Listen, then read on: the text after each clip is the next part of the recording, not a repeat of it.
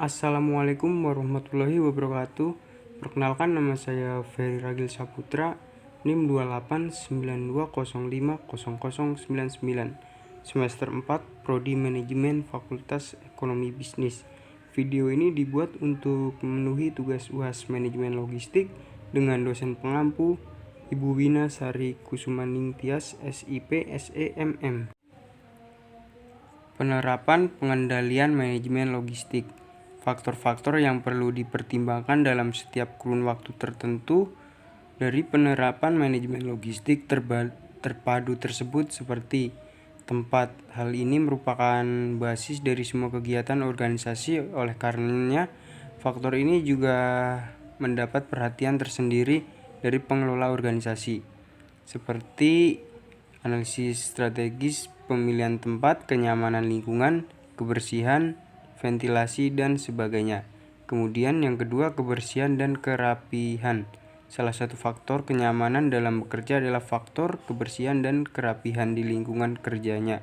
Maka faktor ini harus diperhatikan, seperti ukuran ruangan, bahan ruangan, penata ruang. Kemudian yang ketiga, alur dan jalur. Arah yang dilalui oleh suatu produksi, sedang jalur adalah suatu proses produksi, baik alur adalah arah yang dilalui oleh suatu proses produksi, sedangkan jalur adalah suatu jalan mana yang harus dilalui oleh suatu proses produksi, baik alur maupun jalur harus diawasi dengan baik. Kemudian keamanan, hal ini merupakan salah satu unsur pencapaian peningkatan prestasi kerja.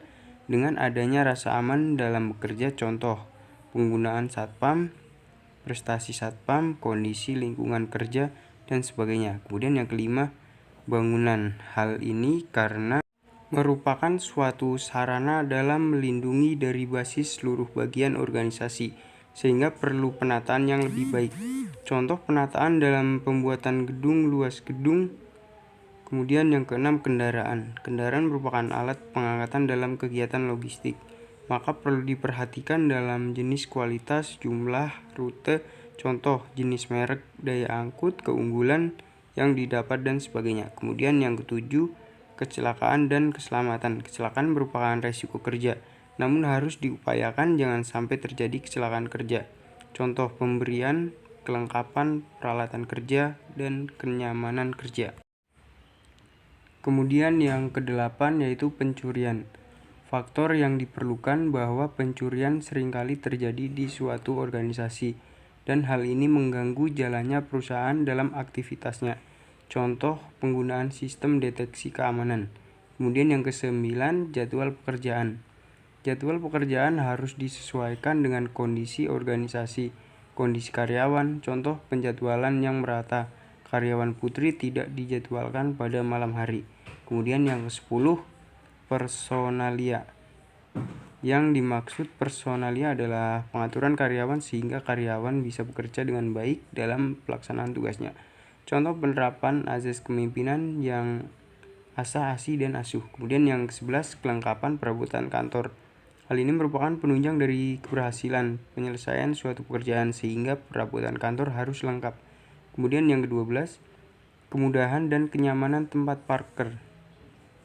Hal ini merupakan salah satu aspek yang harus dicermati dalam penanganan parkir, baik untuk karyawan, relasi, dan sebagainya.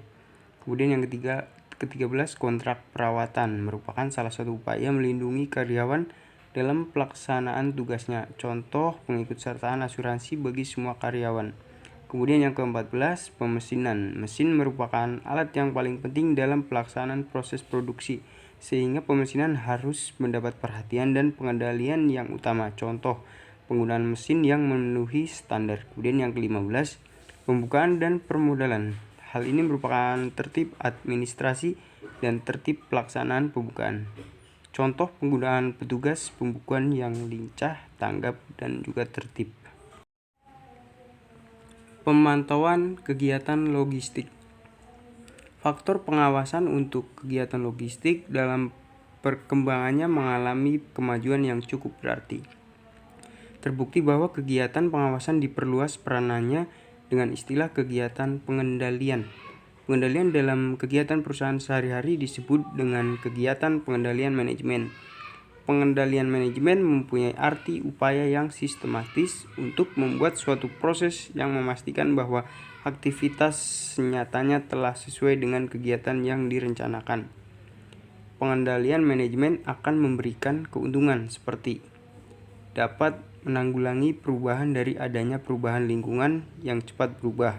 Manajer dapat melacak perubahan tersebut dikaitkan dengan yang akan mempengaruhi terhadap produk, jasa, ancaman, dan peluang. Contoh, penjahit pakaian akan menyesuaikan model yang banyak digemari oleh pelanggan atau mode yang lagi populer. Kemudian, menciptakan gerakan yang lebih cepat. Satu hal adalah mengenal permintaan pelanggan guna perbaikan dalam perancangan, kualitas produk atau jasa maupun kualitas harga. Waktu penyerahan, perusahaan mampu bersaing dan pada saatnya akan menempatkan pada posisi garis terdepan. Contoh, penjahit pakaian selain memberikan jasa penjahit, juga menyediakan bahan pakaian yang sesuai dengan selera konsumen. Kemudian, menyatukan pekerjaan, koordinasi pengerjaan. Para manajer yang berwawasan luas akan menghargai keragaman perilaku dan pemikiran dari para bawahannya, tanpa membedakan suku, agama, ras. Contoh, penjahit pakaian membagi pekerjaan sesuai dengan keahliannya. Langkah-langkah dalam proses pengendalian menurut Robert J. Mockler membagi pengendalian dalam 4 langkah sebagai berikut. Yang pertama, penerapan standar. Selama proses perencanaan, semua pengendalian sebaiknya ditetapkan dengan istilah yang mudah, jelas, dapat diukur, waktu pelaksanaan, dan dana yang dibutuhkan. Contoh, bagian personalia perusahaan untuk menerima karyawan baru minimal berpendidikan strata 1, laki-laki, dan sebagainya. Kemudian, pengukuran kinerja. Pengukuran kinerja karyawan akan disesuaikan dengan jenis aktivitas perusahaan. Perbedaan aktivitas perusahaan yang membantu kinerja yang berbeda pula. Pengukuran dan penentuan kinerja harus disesuaikan dengan standar kerja sehingga manajer dapat berasumsi bahwa segala kegiatan dapat berjalan dengan baik dan terkendali. Contoh, penentuan kinerja bagi para pegawai kelas eksekutif harus didekati dengan pendekatan hubungan persahabatan. Kemudian, pengambilan tindakan perbaikan. Pengambilan tindakan perbaikan dilakukan apabila kinerja karyawan berada di bawah standar dan setelah dianalisa memerlukan tindakan perbaikan. Tindakan tersebut dapat berupa pengadaan perubahan terhadap suatu atau lebih banyak alternatif dalam operasi perusahaan atau mungkin terhadap standar yang telah ditetapkan. Kemudian memudahkan delegasi dalam kelompok. Kecenderungan ke arah manajemen partisipatif akan meningkatkan kebutuhan untuk delegasikan wewenang dan akan mendorong karyawan bekerja dalam suatu kelompok atau tim. Sebagai contoh, perusahaan memberikan hak dan wewenang yang lebih kepada para pekerja yang tergabung dalam gugus kendali mutu. Pemantauan kegiatan logistik. Faktor pengawasan untuk kegiatan logistik dalam perkembangannya mengalami kemajuan yang cukup berarti. Terbukti bahwa kegiatan pengawasan diperluas peranannya dengan istilah kegiatan pengendalian. Pengendalian dalam kegiatan perusahaan sehari-hari disebut dengan kegiatan pengendalian manajemen. Pengendalian manajemen mempunyai arti upaya yang sistematis untuk membuat suatu proses yang memastikan bahwa aktivitas senyatanya telah sesuai dengan kegiatan yang direncanakan. Inspeksi manajemen material.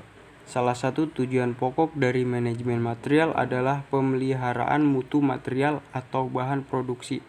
Mutu yang rendah merupakan penyebab dari kegagalan penyerahan pesanan pada waktu yang telah disepakati. Tanggung jawab inspeksi manajemen material atau bahan produk bertujuan untuk memeriksa contoh atau sampel material maupun suku cadang yang lain untuk menjamin mutu yang telah ditetapkan. Inspeksi tersebut dapat dilakukan di pabrik penjual atau supplier atau pada saat material diterima di perusahaan. Titik berat pengawasan material tergantung pada sifat kritis dari barang yang bersangkutan dan kepekaannya terhadap kerusakan dalam perjalanan.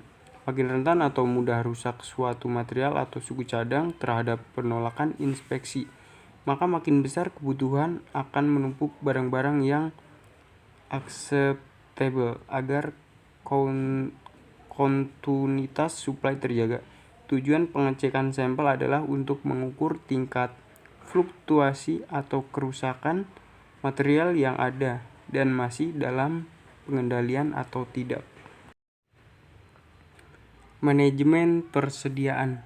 Persediaan merupakan bagian utama dari modal kerja yang merupakan aktiva yang pada setiap saat mengalami perubahan.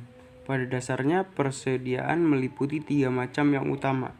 Yang pertama, persediaan bahan mentah atau raw material inventory. Kemudian, persediaan bahan setengah jadi atau work in process inventory. Kemudian C, persediaan barang jadi atau finished good inventory. Ketiga macam persediaan tersebut dalam satu periode akan mengalami perputaran yang berbeda-beda dan tinggi rendahnya tingkat perputaran persediaan akan mempunyai pengaruh yang langsung terhadap besar kecilnya dan yang ditanamkan dalam persediaan tersebut.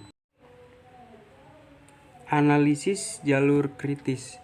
Analisa jalur kritis atau critical path method adalah merupakan suatu metode analisa yang mampu memberikan informasi kepada manajer untuk dapat melakukan perencanaan dan pengendalian suatu kegiatan produksi atau proyek yang dilaksanakan. Metode analisa jalur kritis ini terutama digunakan untuk mengendalikan kegiatan-kegiatan yang bersifat tidak rutin atau terutama pada tipe proses produksi yang intermittent atau produksi pesanan. Dalam metode analisa jalur kritis ini, kita berusaha untuk menggambarkan jalur-jalur jaringan aliran proses produksi. Dengan penggambaran jalur jaringan kegiatan proses produksi itu, maka manajemen akan mampu memperoleh logika ketergantungan atau logika kegiatan proses produksi. Di samping itu diperoleh juga kelemahan-kelemahannya yang pada jalur proses produksi tersebut atau setidaknya dapat diketahui bahaya akan keterlambatan dari proses produksi. Berikut yang dapat saya sampaikan mengenai pengendalian logistik. Jika masih banyak kekurangan, mohon dimaafkan. Saya ucapkan banyak terima kasih. Saya tutup. Wassalamualaikum warahmatullahi wabarakatuh.